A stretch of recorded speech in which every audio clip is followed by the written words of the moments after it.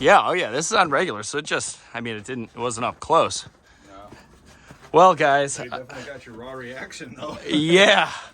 As you can see, the chain, I don't know what happened. Did something get jammed? Or, everything's clear from out. I don't know, but as you can see, the chain just broke in like 1, 2, 3 places, I guess. 2 of which were at these old mounting tabs. Not sure if something was stuck up top or what. But one that's about to snap right here too.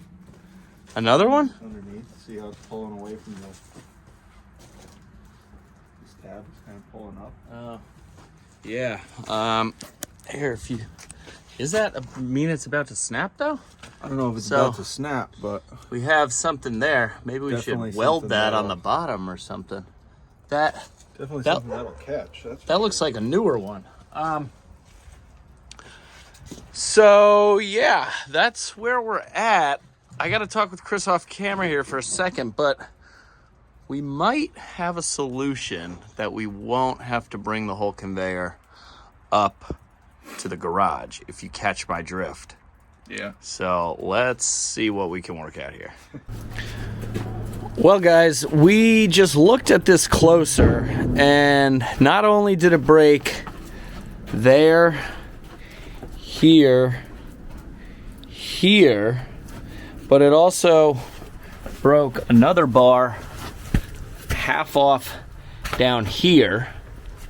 And basically what we're thinking is it's possible that the mounting tabs are getting caught on these. There's like some wear plates here that are removable on each side. And we're thinking maybe it's getting caught on the edge of these as it comes off the sprocket. But we're not really sure. And I'm not really sure how we're going to proceed here. So let's take a pause. All right, guys, Chris is going to do some splaining here.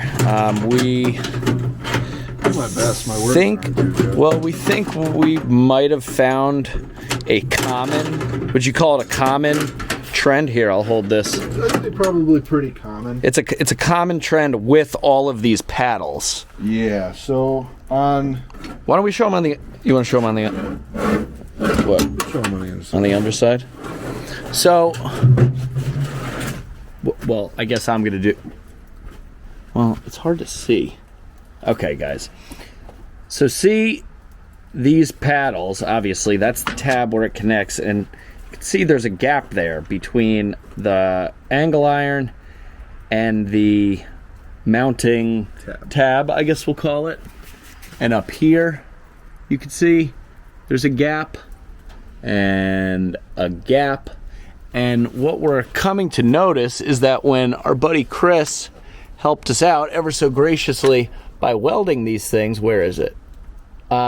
He only laid a bead on the top. So, which was purposeful, if I'm remembering correctly. We only wanted one bead laid on the top, so if we decided this angle wasn't good, we needed a thicker one, we'd be able to just grind the one weld and reuse the mounting tabs. Okay. The other thing is we didn't know if the welds were actually going to work and if we were going to have to switch back over to the bolted style. Right. Which obviously would have been a lot more work, having to drill out all of these pieces to be exactly the same to work with the width of the sprockets on the top and bottom. Yeah. But now that we've proven that the paddles, I think, at least let me know what you think, more than work, Yeah, I believe the paddles are just enough for what we need. It doesn't pull up an entire log, but we don't need it to. We need it to pull up 2-3 pieces at a time, and it's doing just that. It has more than enough grabbing room to drag to pull the pieces up. You can see from here. Yeah, I mean it's pulling the pieces up just fine. But what we're also noticing is that these old mounting links are all the ones that are breaking. None of the newly replaced ones are breaking. So we're thinking that we're going to have to splice together, splice the chain back together. Luckily I just ordered 6 more of the left and 6 more of the right mounting tabs. And then maybe come in, weld them in place up at the top sprocket, because that's the fixed sprocket. And then maybe I'll stand, under here or something, and we'll weld the bottom side as well, because we've already welded it. So if those older links break, we have to replace the whole link anyway. We can always cut off the crossbar, but we have extra crossbars as well. Mm-hmm. So we might as well weld them solid. That way we can avoid this potentially happening again in the future. So that's where we're at for right now. It is getting dark and we are tired, and this is going to be a whole process that we are not going to do out here in the wood yard. So this video will continue some other time.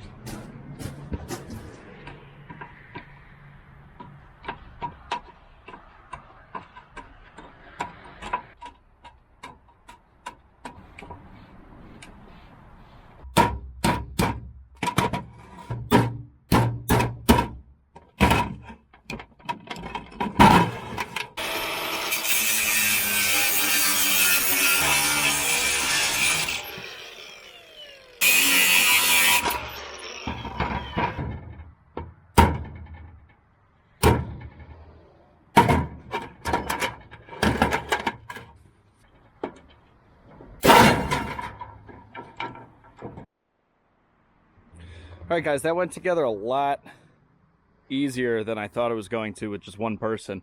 So as you can see, spliced in a new mounting tab, ground that one down. I gotta weld this back. I need to grind down both of these mounting tabs and totally weld back on this bar. And then this one just totally broke just at the weld. So I'm gonna grind that down, clean it up, and then re-weld that.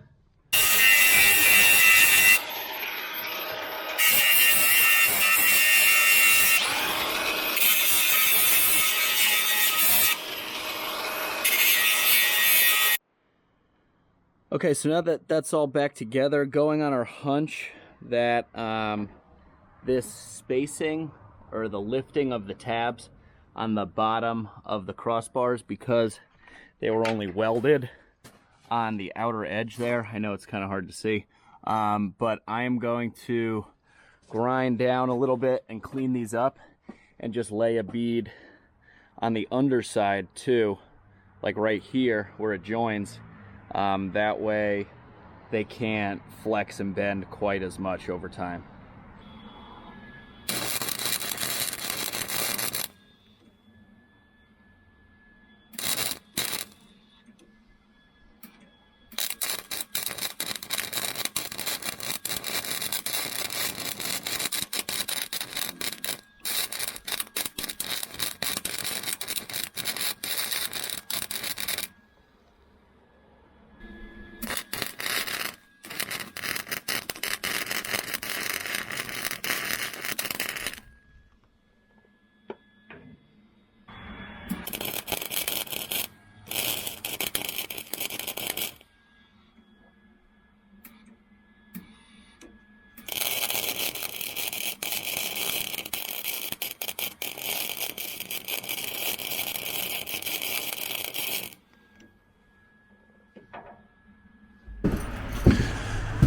Okay guys, we are back the next day. Gonna keep working on this conveyor. We were welding into the night. It got a little dark last night, but as you can see, I was using this extension cord here plugged in over here, running it out, you know, and I brought the welder outside to get power out there.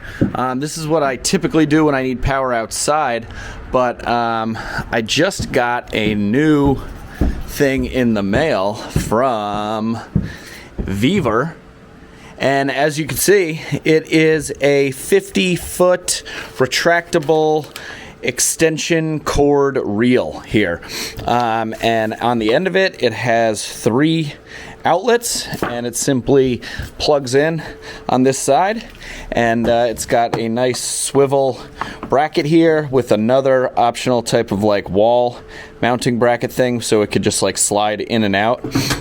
Initially I was thinking about mounting it somewhere up here, because you kind of see I have this short extension cord coiled up, and I have this nice outlet up here, and 50 foot from there would get me out into the driveway to about, let's see, get me to about here when I stretched it out, which is generally far enough out, you know, out of the doors to where I work on stuff, you know, out in this area, stuff that can't fit in there. But I'm thinking that since I already have that plug over there by the workbench, it might be nice to have that reel mounted here, like kind of on this board here. That way I could, you know, pull it that way and reach all the way into the far corner of the basement, or pull it all the way out this way if I needed to work on something, you know, farther away. So I think I'm going to try and mount this thing up and see how it'll do powering the welder. All right, so that was pretty easy to get mounted up there, and as you can see, swings. It's not really going anywhere. The only thing I got to do now is adjust this little stop. So obviously I don't want this thing hanging down like this all the time, so I'm going to move the stop basically up to the end. Okay, so this goes up like that. That'll be perfect. All right, guys, Chris just showed up. I'm just showing them. Got this new Vevor 50-foot retractable extension cord here. Very nice. Getting this. Why don't you grab the camera? Give them a little close up too. Say hi to everybody. What's going on, everybody? There we go. 50 footer. Look at that, huh? Oh boy, 10% battery. Yep. Better watch it. As you can see, I just took the slack, used a little nail up there to keep it up out of the way. So now we should, in theory, be able to pull this down. You gotta go like mid-click. There you go. There we go. Lock it off. Boom. Do whatever you want. You can go like this. Is that gonna reach all the way out to the it does. Conveyor? I hung it up here. Well, so I was gonna mount it over there, but oh, right. So I didn't mention this. I said before I was gonna mount it over by the door. That way we could have 50-footer reach out into the driveway. Come to think of it, I don't really need 50 feet out into the driveway because we work right in front of those doors. It'd be more helpful to have it more centrally located. Plus, that outlet over there that I showed you guys that I could plug it into has the dog's electric fence on it. And that's a really big plug. And I also use that plug to trickle charge the ATV battery. So that outlet is kind of spoken for. Outlets are a premium in this basement here. This is an old house, so I figured this would work just as well. But now that it's mounted up, let's see how far we can go with it. I think we're gonna have plenty of room. Still pulling. Still pulling. Okay, there we go. So that's it. Let's see.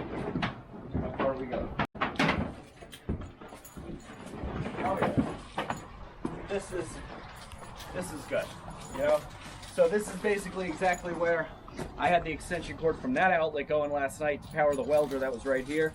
So this gets me, you know, a truck length. I'm at the end of my truck right now. This is plenty good. And if I really needed to, I could always run another extension cord off of this to get, you know, wherever. But, yeah, I don't think that's going to reach your trailer if you want to plug into the trailer, but it would definitely plug into the International, into your pickup. Definitely would not plug into the trailer, even if it could reach, because of the funny plug. Thing. Yeah, so I would have to run a little shorty, which is no big deal. But it's not often I bring the trailer up here since we have the solar panel. So yeah, just wanted to show you guys this. I will put a link for this 50-foot retractable extension cord in the description below, because this is something I've been wanting for a while. I saw it on Vevor and I reached out to him and said, hey, I'd like to. All right, before we were so rudely interrupted, what were you about to say? The battery died. I don't remember what I was going to say, but this thing's awesome. I've wanted one for a while. It means that I can put this thing away only for emergencies, and now we can get back to the welding on the conveyor. Chris has to check out my handiwork. Recoil nice? Oh, we want it to recoil? Well, I guess we need it, right? We'll leave it. Well, we'll give them the full bada boom. You ready? See it. Bada boom. Oh, you got a steep brake. Oh, you can get whacked in the face by this. Wow. Boom. That was like 3 seconds flat. It could have gone faster too. I think we could go sub 2. Ooh. That's faster than Nissan-made Ultra. All right, let's get back to it. So yeah, last night it was getting dark, guys, but I welded all the paddles that I could easily reach on the bottom side, as I was explaining, to help prevent them from lifting up. So now that Chris is here, it'll be a little bit easier. We can kind of get an assembly line going, and I can be underneath there with the welder. He can be moving the chain around as it comes and, you know, grinding, and you know, hopefully we should be able to bang this out pretty quick, and then we can weld up the new brackets or paddles. Paddles, yep. Yeah, paddles. So, all right, let's do it. Some may or may not know this, but these retractable extension cords sometimes, or usually, have their own like circuit breakers. This one happens to be a little button right here on the orange, but apparently it is a little bit too small for the welder. We popped it a couple of times and we've decided to just go back to the big heavy duty long yellow extension cord. so that we can make this go just a little bit faster.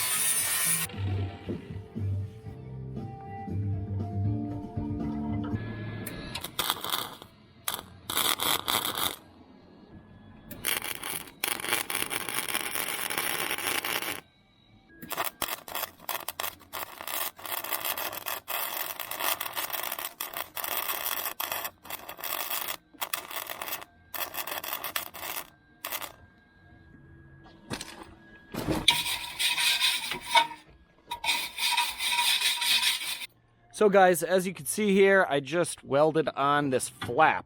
And if you remember, we had this rubber mat previously here to help prevent shards and stuff from falling down and, you know, gumming up and clogging up the sprockets down there at the bottom and clogging up the paddles at the bottom. We proved that it worked with this temporary mat, but the problem with this temporary mat is that it was just that. It was temporary, and it has holes in it, and a lot of scrap and dust and stuff could still fall down through those holes. So I had some leftover steel plate, sheet metal, you know, from the hopper build. So this bar came actually with the conveyor, and that's how the old user or owner used to mount his hopper on. It was like came out back here. But that's not how, you know, wasn't working well for the RuggedMade. What's up, Louie? You come and say hi, buddy? How you doing? Huh? So, anyway, yes, hello. Thank you for the kiss. So, yeah, this is basically what I came up with, and I think it should work pretty well. You know, if we have to get under there to service it or something, we can just lift it up, and I might even mount like a magnet or something here. That way when you lift it up, it comes into contact with this hopper here, and it'll stay up and out of the way, you know, to do clean outs under there. So I think that should work pretty well.